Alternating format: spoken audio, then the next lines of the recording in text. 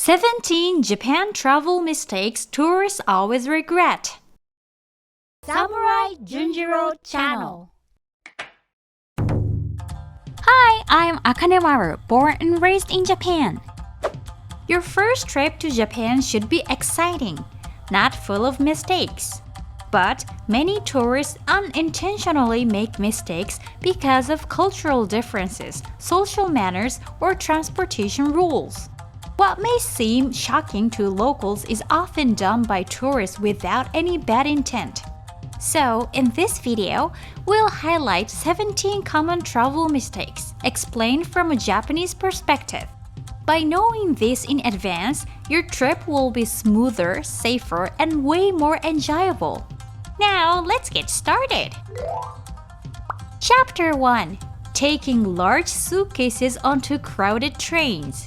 Japan's rush hour trains, especially in the morning and evening, are famously packed. If you board with a large suitcase during that time, it can really bother other passengers. There's barely room to move, and your suitcase may not only get in the way, it can also be a safety hazard.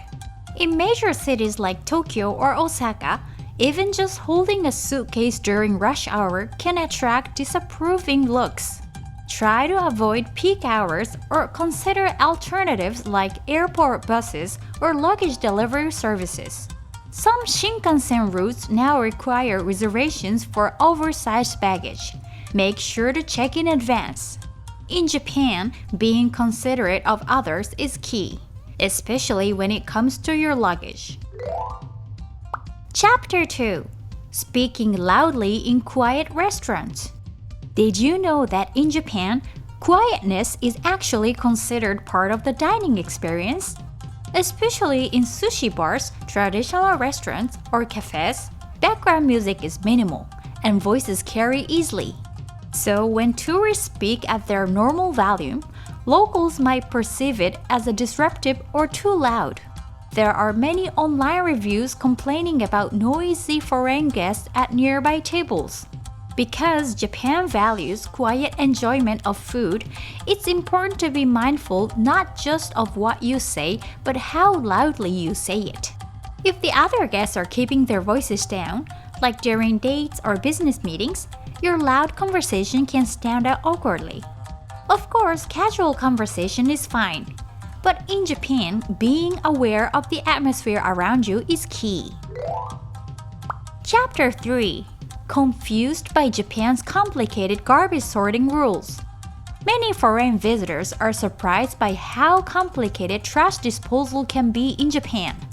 There are many categories: burnable, non-burnable, recyclables, plastics, glass bottles, and cans, each requiring different handling. What's more, the rule and collection days vary depending on the city or even the district. So rules in one part of Tokyo may not apply in another. For short-term travelers, it's often unclear where and how to dispose of trash, whether in the hotel or out on the street. Even public bins near vending machines are usually only for cans and bottles. Putting other trash there can be considered rude. Simply tossing everything in one bag doesn't work here. And public trash bins are surprisingly rare in Japanese cities. If you can't find a proper place to throw something away, it's best to take it back to your hotel and ask how to dispose of it. You might wonder, why is it so strict? But it reflects Japan's commitment to cleanliness and recycling culture. Chapter 4. Can't find the shop because you can't read the name. One common issue when traveling in Japan is reaching the destination on Google Maps, only to be unable to find the actual shop. A major reason for this is that the shop name is often written in Japanese kanji, which many travelers can't read. Even if your map app shows the name in Roman letters, the real-life signs or building directories often display only Japanese. This is especially true for restaurants or cafes inside multi-tenant buildings or those located on upper floors. You might find yourself circling the same building repeatedly, thinking it should be here, but I don't see any matching sign. To avoid this, take a screenshot of the shop's name in Japanese characters or check for pictures of the storefront in advance. Building directories often list tenant in kanji, so it helps to match the characters from your reference with those on the directory. Getting a little lost can be part of the adventure, but when you're tired, being prepared makes a big difference. Chapter 5: Accidentally entering restricted areas. One surprisingly common mistake among foreign visitors in Japan is accidentally walking into areas that are off-limits. At shrines and temples, certain sacred areas are meant only for worshippers, and stepping into them is considered highly disrespectful. If you're ever unsure whether an area is accessible, check for signs, ropes, or marking on the ground that indicate restrictions. Another common error is taking shortcuts through alleys or private residential areas thinking it's a public path. In tourist spots, stepping into off-limits areas just to take a good photo can easily lead to conflict with locals or staff. Because boundaries and social expectations in Japan are often implied rather than clearly marked, being observant is key. If you're unsure, the best approach is to stop and assess your surroundings rather than proceed and risk causing offense. Chapter 6: Shocked by the price after ordering omakase. At high-end sushi restaurant or traditional Japanese eateries, it's common to find a style called omakase or chef's choice. Many travelers order omakase without hesitation, only to be shocked by the bill afterward. Omakase allows the chef to serve seasonal specialties, but the price is often not listed ahead of time.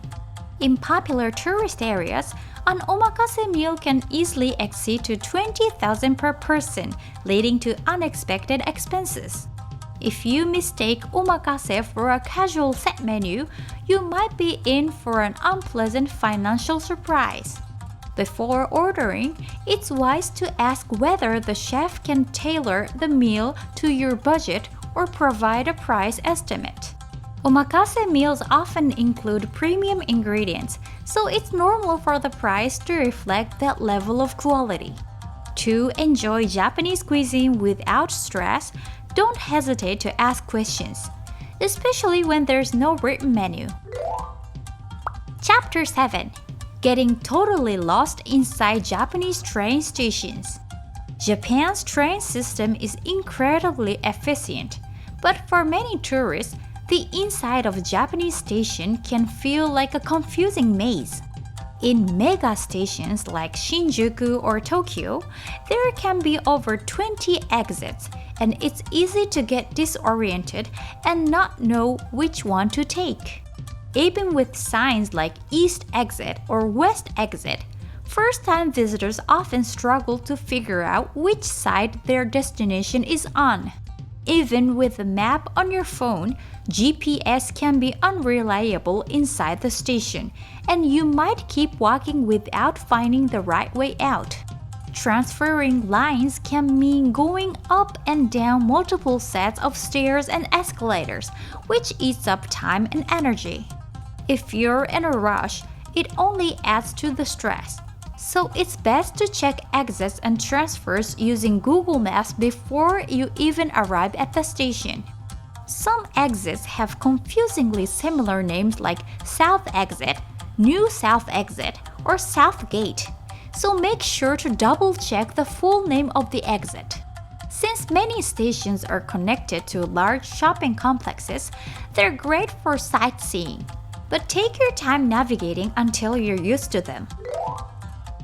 Chapter 8: Confusing hotel onsen and public baths. When travelers hear the word onsen, many assume that it always refers to natural hot springs. But not all hotels actually have real onsen. Even if a hotel promotes a large public bath, it might just be a spacious tub filled with regular heated tap water, without any natural hot spring minerals. Onsen and public baths may look similar, but only when it says natural hot spring can you be sure it's a genuine onsen experience. In tourist spots, you might even see onsen-style bath, which only mimics the look and feel. It doesn't carry the therapeutic minerals of a real onsen.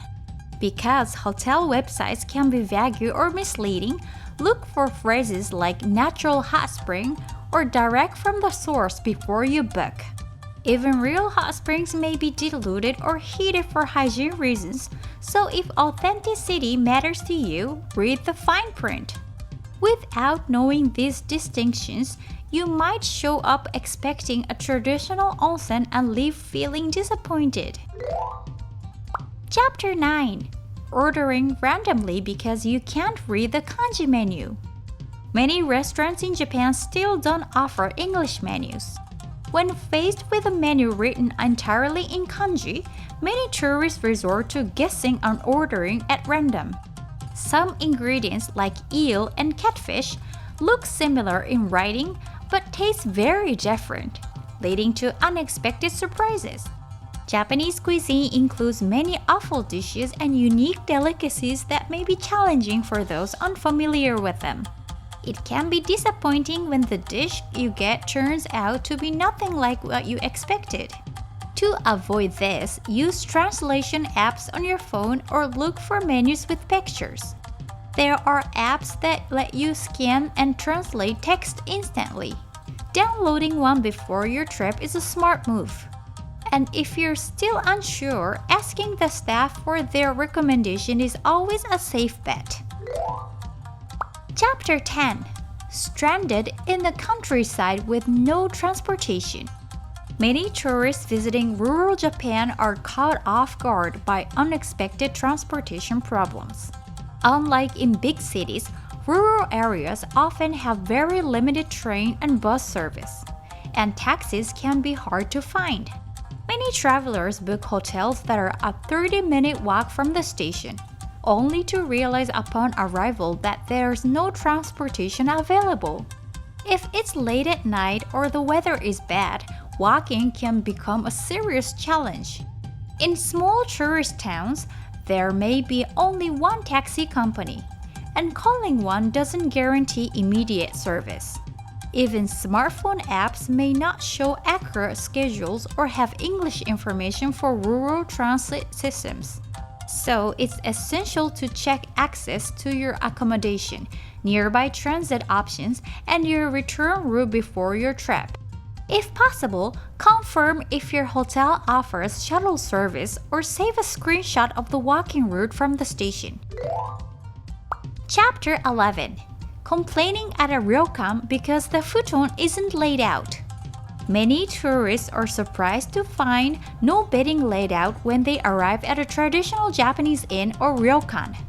Unlike hotels, ryokans often follow a tradition where guests either lay out the futon themselves or the staff do it while guests are at dinner. In budget ryokans or no-meal stays, futons are usually left folded up until guests lay them out themselves.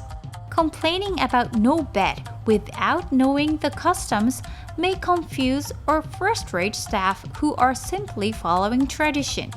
Often, futons are stored in the closet, and some visitors don't realize they're meant to take them out and set them up. If you don't know how to set it up, just ask the front desk. They'll be happy to guide you. Laying out your own bedding is actually part of the cultural charm of staying in a ryokan. By understanding the style of your accommodation in advance, you'll have a much smoother and more enjoyable stay. Chapter 12. Confusing shrines and temples, and breaking rules without knowing. Many foreign visitors to Japan get confused by the difference between jinja and tera. They often look similar and are both seen as places of worship, so tourists may treat them the same way without realizing the difference. Shrines are rooted in Shinto, Japan's indigenous religion, and are marked by features like torii gates, guardian lion dogs, and halls dedicated to deities. Temples, on the other hand, are Buddhist and often include statues of Buddha, pagodas, bells, and are home to monks in training. Some people unknowingly offer incense at shrines or walk into temples halls with shoes on, not realizing these are culturally inappropriate actions. Visitors sometimes even step into restricted areas, unknowingly offending local beliefs and customs. Worship customs differ too. At shrines, it's customary to bow twice, clap twice, and then bow once. At temples, a silent prayer with hands together is typical. By learning even the basics before your trip, you'll avoid cultural mistakes and show genuine respect for Japanese traditions. Chapter 13. Wearing shoes where you shouldn't. A common but serious mistake. Japan has a strong no shoes indoors culture, meaning many places don't allow outdoor shoes inside. It's not just homes. Traditional inns, tatami mat restaurants, temples, and some tourist spots also require you to remove your shoes. Due to cultural differences, many foreign tourists accidentally walk onto tatami floors with their shoes still on. Tatami mats are delicate and can easily be damaged or dirtied by shoes, making this a major breach of etiquette.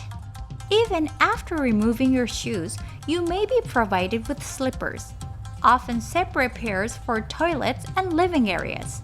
If you return to the room wearing toilet slippers, you might get some awkward stares from those around you. If you see signs saying "please remove your shoes" or "no shoes," always follow them strictly. Respecting local customs, like proper shoe etiquette, shows appreciation for Japanese culture and leaves a good impression. Chapter 14. Overlooking the quality of food inside train stations. Train stations in Japan aren't just transit hubs. They're gourmet hotspots. Ekinaka dining is something many travelers overlook. Beyond convenience stores and fast food, you'll find sushi, ramen, curry, and traditional sweets, all made with quality that rivals standalone restaurants. For example, Tokyo Station's Grandsta or Shin-Osaka's Ekimarshe offer famous local eateries and trendy food all in one place. Many travelers assume that food inside train stations must be mediocre, but skipping these options is truly missed opportunity. Ekiben are also of surprisingly high quality, and enjoying one during your train ride is a classic Japanese travel experience. Even if you're short on time, Ekinaka food lets you enjoy great meals quickly. Perfect for travel days packed with train rides. Don't just walk past thinking it's just a station. Take time to explore. You might discover some of your favorite meals there. Chapter 15. Sampling without buying at department store food halls. Japan's depachika are like gourmet amusement parks filled with high-end culinary delights. You'll find free samples of cheese, wagashi, pickles, desserts, and more, letting you taste before you buy. However, circling the floor repeatedly and only sampling without buying anything can be seen as poor etiquette in Japan. Sales staff won't say anything, but they may feel uncomfortable if you take samples with no intent to purchase. Some tourists may think it's free anyway, but in Japanese shopping culture, it's better to be modest and considerate. If you need time to compare shops, saying something like, "I'll think about it and come back," is a polite gesture. Depachika are great places to discover delicious treats, so if you like something, even a small purchase helps support the vendors. Chapter 16. Getting frustrated by the lack of smoking areas. In Japan, smoking regulations have become increasingly strict due to a growing health-conscious culture.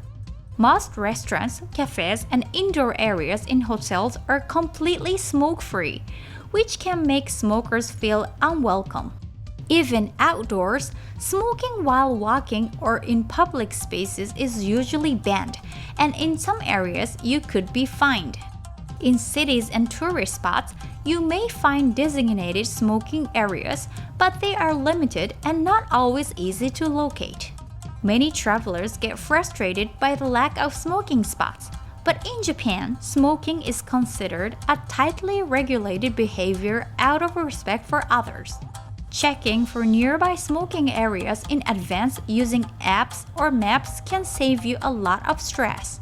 Smokers should also consider carrying a portable ashtray.